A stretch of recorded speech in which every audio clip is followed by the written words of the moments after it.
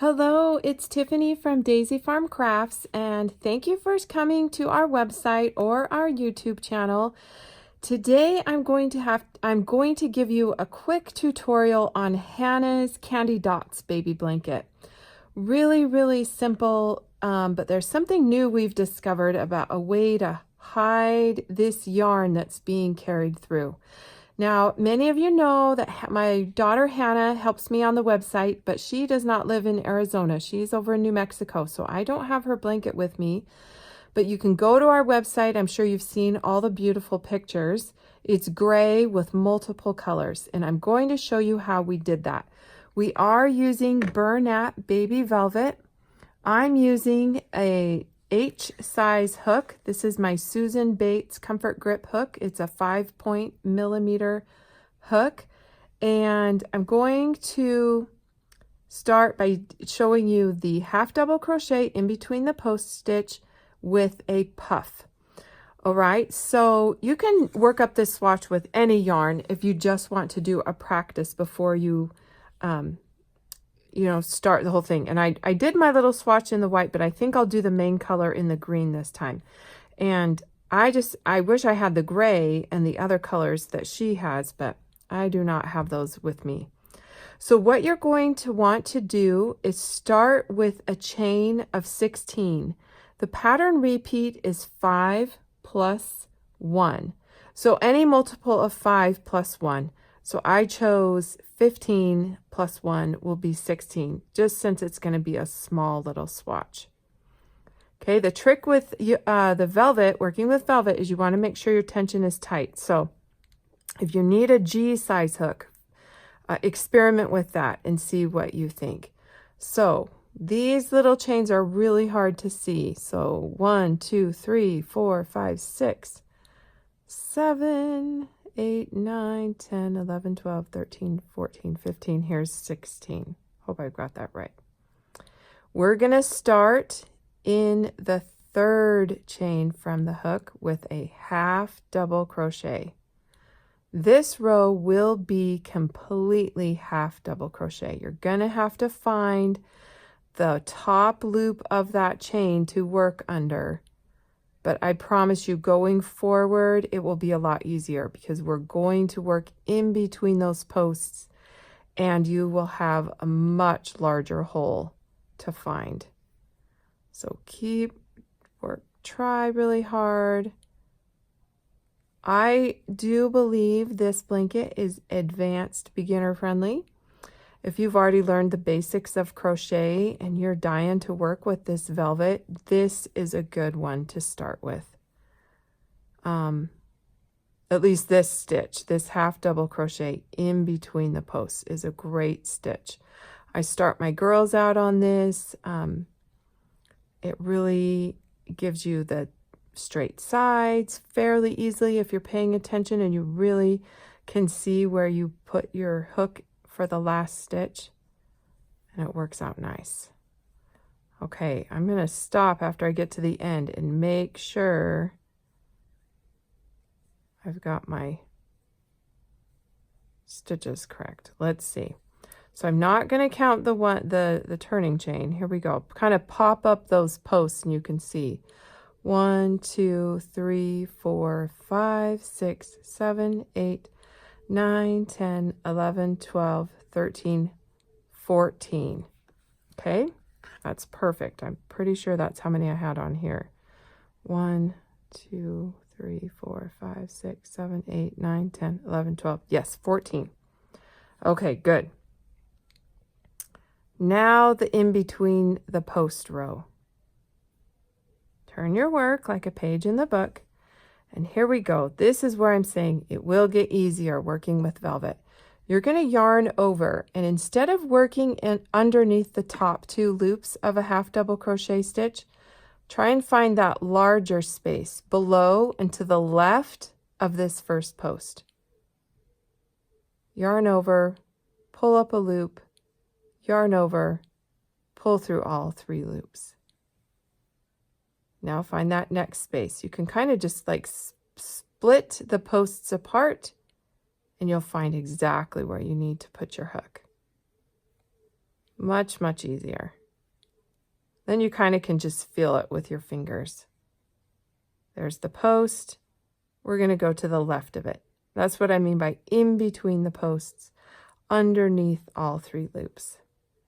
And this is velvet, so I know it's hard to see, but oh my word, it is so, so soft.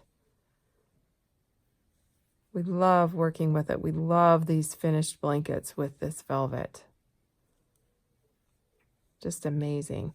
I'm working towards the end so I can show you where the last stitch goes in this pattern. That will help you keep your sides so straight.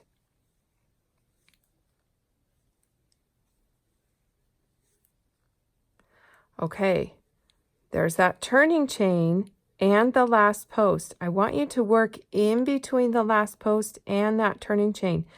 Every row, that's where your last stitch belongs. You'll know you completed the row. Chain 2, turn your work like a page in the book, and let's do it again.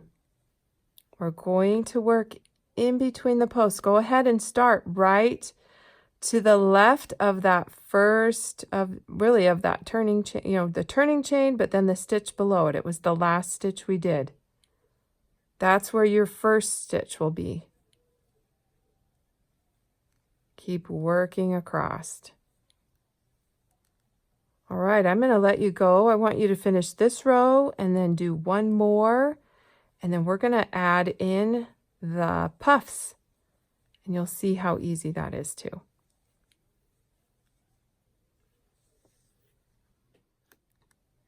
All right, I have 5 rows of the green, and in the pattern this would be the gray or any color you choose. It doesn't matter, but we did 5 rows of a solid color before we did a row of dots. So the first 4 stitches, actually before we introduce the color, are just going to be regular, same what we've been doing, a half double crochet worked in between those posts. 1, 2, 3, 4. And before you pull through the last step of the stitch, I want you to go ahead, bring the green to the front or whatever color you're working with, and then pick up your new color and pull through. I'm just simply laying the yarn over the hook like that. Now pull through. Now I'm going to work the puff stitch over this little green, because it's going to come along with us, into the next space. So a puff is simply, I yarned over just like your half double crochet. I pull up a loop, yarn over again, insert my hook, pull up a loop. We're going to do it 4 times. That was 2.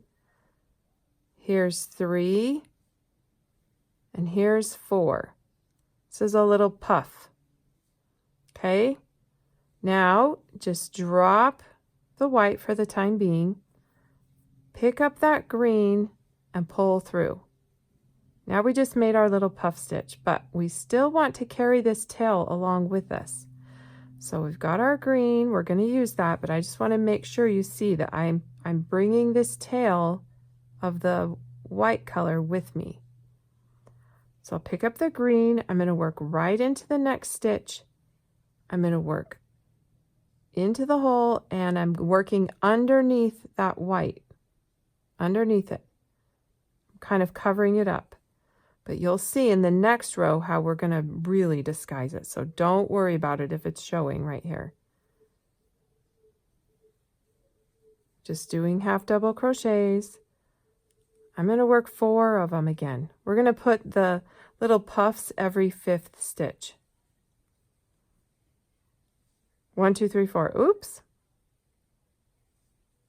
On that 4th one, I want to stop, because I want to pull through. Before I pull through, let's put that green to the front. I want to pull through and make my little puff. Here we go into the next stitch. Yarn over, pull up a loop, yarn over. We're going to do it 4 times. Pull up a loop. It's the puff. pull up a loop. Did I do it 4 times? I've lost count. Huh. I will have to do that again. I lost count. Here we go. 1, probably 2, 3, 4. There we go. Not going to pull through with the white. Going to just drop that. Get that green back up here, then pull through. Perfect. Now, if this was a puff that was in the middle of the row, I would continue carrying this along, but it's at the end, so we're done. We're done. So when you get to the end of your blanket, you're done. Just continue using the green or whatever color that you chose.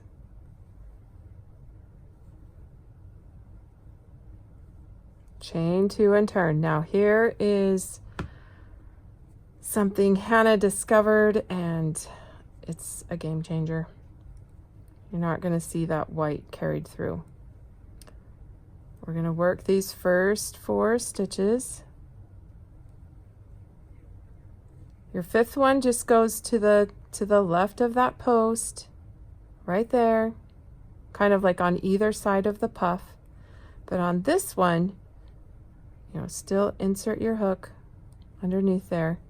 Now on these ones where there's the carried yarn, it's going to be really hard to see on camera, but you can see that white just below on the row. I want you to insert your hook underneath that carried yarn.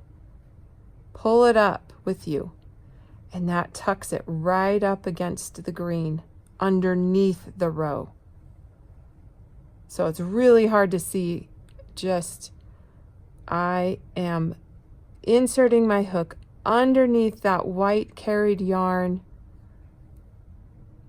in between the posts. Maybe you can see the white right there over my hook. I'm yarning over, pulling it up, and that just brought that carried yarn straight up underneath that stitch, and you just can't even see it.